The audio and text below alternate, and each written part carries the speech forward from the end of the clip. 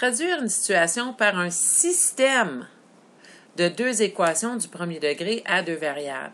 Donc là, au lieu de traduire juste une équation, bien là, on va en avoir deux. Un système, on parle de deux ou plus. Cette année, on va travailler avec deux seulement. Donc, si on prend cet exemple-là ici, et en même temps, on voit qu'il faut identifier clairement les variables. Hein, mais même s'ils ne le disent pas, il faut le faire, toujours, parce qu'il faut savoir qui est qui. X c'est qui, puis Y c'est qui, sinon l'équation n'a pas de sens. Yann a travaillé 3 heures de plus que Valérie la semaine dernière.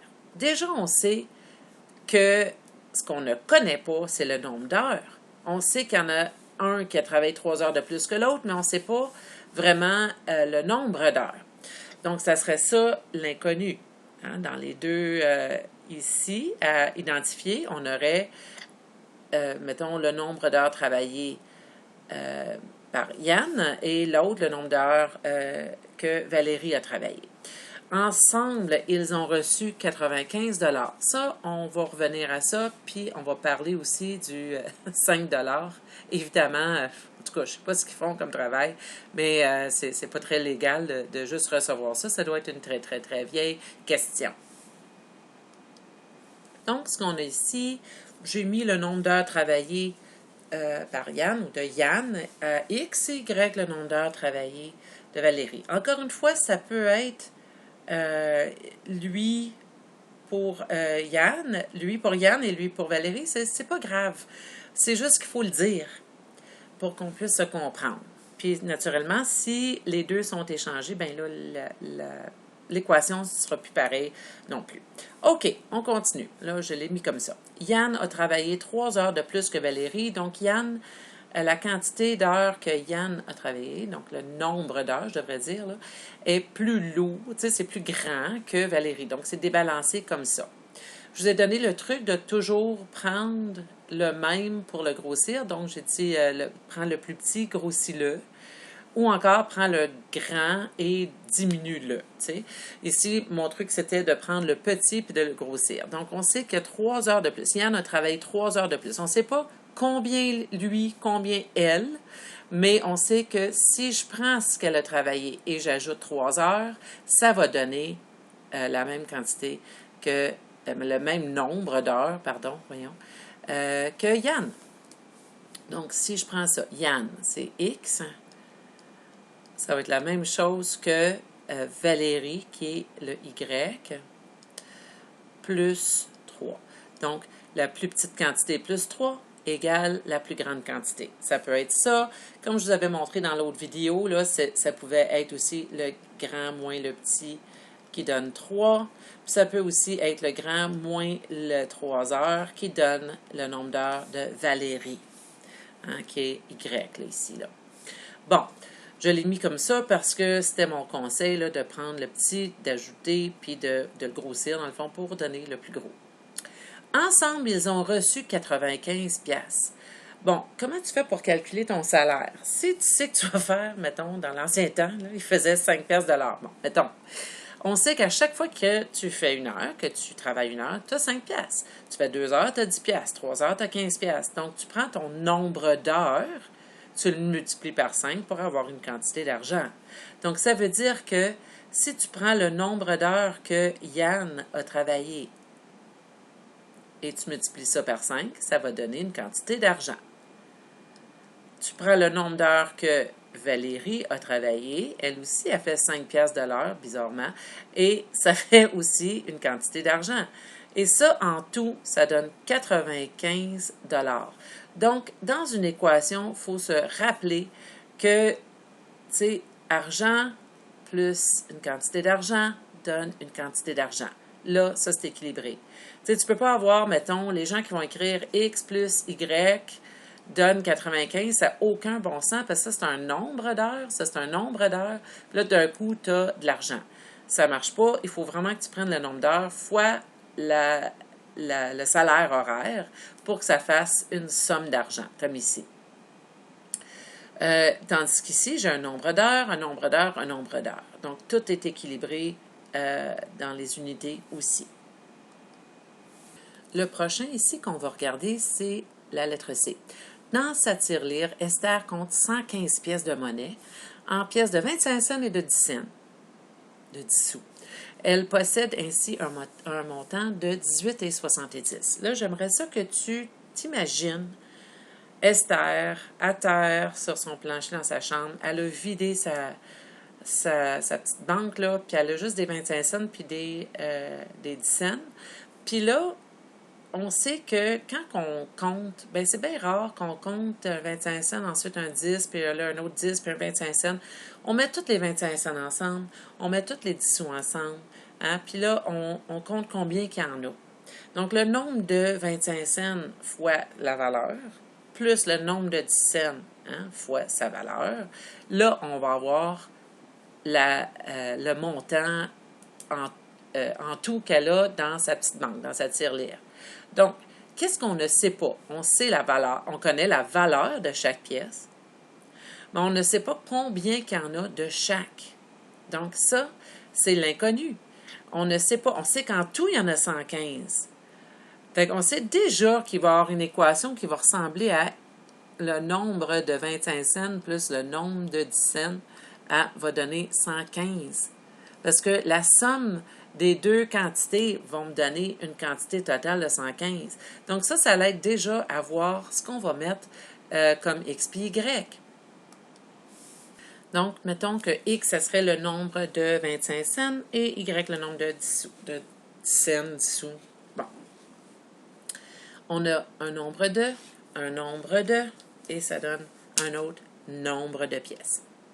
Ensuite, comment on fait pour obtenir, parce que là, on sait déjà que l'autre équation là, va avoir un total de 18,70. Comment qu'on a fait pour avoir ça? Bien, Esther, elle a compté son nombre de 25 cents. Puis elle a fait fois 25 cents. Hein? Ensuite, elle a compté son nombre de 10 sous. Et elle a multiplié par la valeur aussi. Donc ça donnait de l'argent. Ça donnait de l'argent. Et enfin, elle a une quantité d'argent. Donc, si elle avait 10, mettons, là, 10, 25 cents, bien, elle aurait eu 2,50. Hein, la multiplication des deux. Bon, c'est sûr que c'est probablement pas ça, là. Mais, bon, c'est ce qui m'amène à dire, tu sais, comment qu'on ferait pour savoir exactement c'est quoi? Là, on a deux indices pour avoir la même chose. Mais ce qui va se passer, c'est si on le représente graphiquement, on le fait algébriquement, on trouve un point commun. Ou est-ce que non seulement la somme de ces deux-là donne 115, mais la somme de ces deux quantités-là vont donner 18,70. Donc, les deux équations vont donner deux droites, et la place où ces deux droites-là vont se rencontrer, ça va être la réponse dans le fond. Tu vas avoir la valeur de ton X et ton Y. Ça va venir bientôt. Ici, ce qu'on a, c'est quelque chose de beaucoup plus direct.